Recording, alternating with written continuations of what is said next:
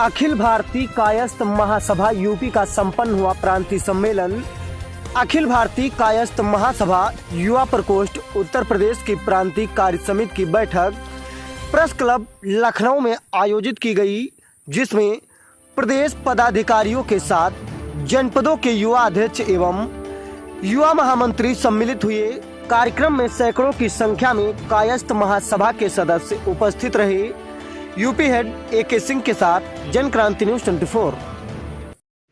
अखिल भारतीय कायस्थ महासभा उत्तर प्रदेश की जो प्रांतीय बैठक हो रही है, इसका मुद्दा मेन क्या है आपका एजेंडा? अभी तो हम लोग जो शुरुआत हुई है, अभी युवाओं की जो अपनी टीम है लखनऊ में प्रदेश में उत्तर प्रदेश की जनपदों की एक कार्यकारिणी की बैठक के रूप में ये मीटिंग बुलाई गई थी। उसमें हम लोग ये तय करने वाले हैं कि जो हमारे 75 जनपद हैं उसमें हमारी उपस्थिति क्या है और कितनी मजबूती के साथ हम लोग अपना संगठन को मजबूत करने हैं, ये एजेंडा पे हम लोग काम कर रहे हैं फिलहाल। लेकिन जो परिस्थिति अभी बन रही है,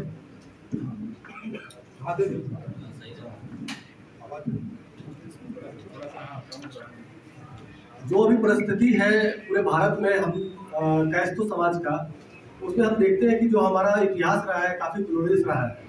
अब उत्तर भारत से लेकर दक्षिण भारत तक, पश्चिम से आपको पूरब तक हमारा राज्य रहा है, जिसमें हम लोगों ने इस प्रदेश में, इस राज्य में, इस स्टेट में, इस पूरे भारतवर्ष में हमारा एक साम्राज्य रहा था। तो सिर्फ एक इतिहास में, ये कालखंड में ये सिर्फ ये दिखाया गया है कि हम लोग सिर्फ कलम के मतलब पुरोधा है और कलम का ही नित्य काम करता है, जबकि इतिहास हमारा कुछ और है। हमने सबों को लेकर के पूरे भारतवर्ष में हमारा जो समाज है, कायस्थ समाज जो है, पूरे भारत में सभी साथियों को लेकर के, सभी जाति को लेकर के ये शासन का हम लोगों ने काम हो रहा है। लेकिन कालांतर में जो अभी स्थिति बनी है 80 के दशक से, 70 के दशक से, आप देखेंगे कि हम लोग अछूत की तरह हम लोग की जीवन अभी कायस्थ समाज की हो गई। उस परिस्थिति में हम लोगों ने अखिल भारतीय कायस्थ महासभा ने जो 1887 की संस्था है, डॉक्टर राजेंद्र प्रसाद इसके प्रथम राष्ट्रीय अध्यक्ष रह चुके हैं। तो कालांतर में आप देख रहे हैं कि जो हमारे जो पुरोधा थे, हमारे जो पूर्वज थे, हम लोगों को आज ये युग परिवर्तन का समय चल रहा है। ये जो संधि काल है युग परिवर्तन का, उसमें हम देख रहे हैं कि हम लोग की जो उपेक्षा हो रही है, चाहे वो आर्थिक रूप से हो, राजनीतिक रूप से हो, प्रशासनिक रूप से हो, या आप कह सकते हैं कि सामाजिक रूप से, हम अपने आप को अछूता महसूस करते हैं। उसी को मजबूत करने के लिए पूरे भारतवर्ष में हम लोगों ने एक सामाजिक संगठन अखिल भारतीय कायस्थ महासभा, जिसके राष्ट्रीय अध्यक्ष हमारे परमादरणीय पूर्व केंद्रीय राष्ट्रीय अध्यक्ष सुबोध कांत सहाय जी हैं, केंद्रीय मंत्री, पूर्व केंद्रीय मंत्री। हमारे पड़ोस में बगल में बैठे हुए हमारे बड़े भाई डॉक्टर मुकेश श्रीवास्तव जी, कार्यकारी अध्यक्ष जी बैठे हुए हैं, राष्ट्रीय कार्यकारी अध्यक्ष जी इंद्रसेन श्रीवास्तव जी हैं, जो प्रदेश अध्यक्ष हैं। हमारे सहपाठी प्रदेश के युवा अध्यक्ष गौरव सक्सेना जी हैं। बाकी सारे साथी हैं हमारे यहाँ पे मौजूद हैं। तो हम लोग जो आर्थिक और प्रशासनिक जो उपेक्षा है, उसको हम लोग पूरा करने के लिए समाज को एकत्रित कर रहे हैं। उसके रूप में आप देख रहे होंगे तमाम जगह पूरे भारतवर्ष में, अभी होमगार्ड रैली के समय में आप देखे होंगे 2021 का जो विधानसभा का चुनाव हुआ था, हमने यहाँ गोमती नगर के किनारे पे ओंकार रैली कार्यक्रम किया था।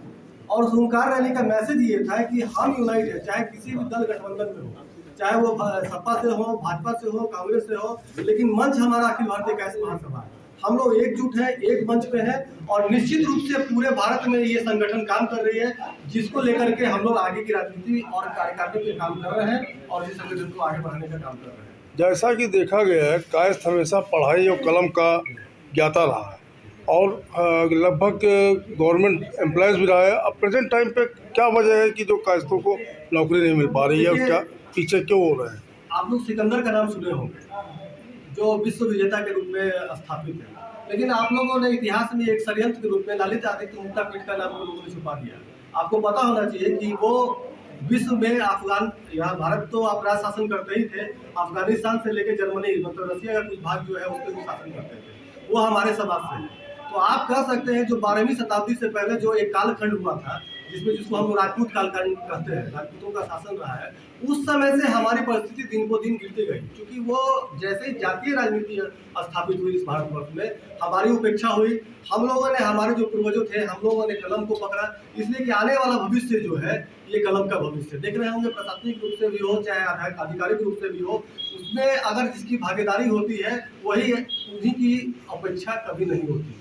इसलिए हम लोग ये भी कर रहे हैं कि जो समाज के लोग हैं, जो ये पूर्वोत्तर में ये मैसेज दिया गया है कि सिर्फ हम लोग कलम के पुजारी हैं, तो हमारे जो भगवान चित्रगुप्त है, आप देख रहे होंगे, एक हाथ में उनके कलम, एक हाथ में तलवार है। तो हम लोग शस्त्रों की पूजा करने वाले समाज से भी है और कलम की पूजा करने वाले समाज से। यही आपस में हम लोग ये ऐसे लोगों के बीच में जानना चाह रहे हैं कि इतिहास हमारा ग्लोरियस है और उस पर हम लोग काम कर रहे हैं। तो क्या कहना चाहिए? देखिए, आज युवा प्रकोष्ठ की बैठक है, प्रांतीय बैठक है। उत्तर प्रदेश पूरे देश में एक विशेष अहम भूमिका में है, सबसे बड़ा प्रदेश है और हमारे काई समाज की बहुत बड़ी यहाँ पर भागीदारी है, संख्या है।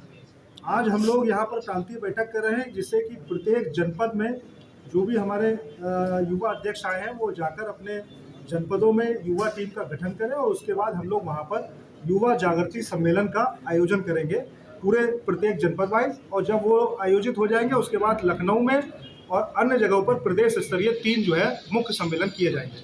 हमारा कहना है कि आज जैसी परिस्थिति है, देश की आज़ादी से पहले, देश की आज़ादी में और देश की आज़ादी के बाद देश के निर्माण में कायस्थ समाज की अहम भूमिका रही है।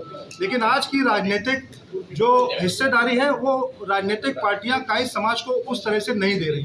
तो आज हम लोगों का जो यहाँ पर बैठक हुई है उसमें ये तय हुआ है कि अधिक से अधिक कायस्थ युवाओं को हम लोग राजनीतिक भागीदारी प्रमुख रूप से कराएं, जिससे कि आने वाले समय में हम लोग की राजनीतिक हिस्सेदारी बढ़ सके। क्योंकि जब देश आज़ाद हुआ था, जब विधानसभाएं बनी, तब उसमें कायस्थ समाज की संख्या बहुता से थी।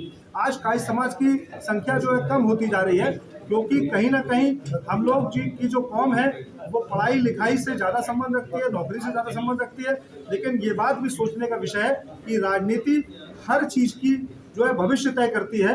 तो इसीलिए कोई भी समाज तभी आगे तरक्की कर सकता है जब जिसकी जितनी अधिक जो है राजनीति में हिस्सेदारी होगी। तो आज लखनऊ के अंदर हम लोगों ने ये बैठक करी है और ये सुनिश्चित करेंगे कि जनपदों के अंदर जाएंगे और हम लोग अपने अधिक से अधिक नौजवानों को अन्य कार्यक्रमों के अलावा राजनीति में भी हिस्सेदारी बढ़ाने का काम करेंगे।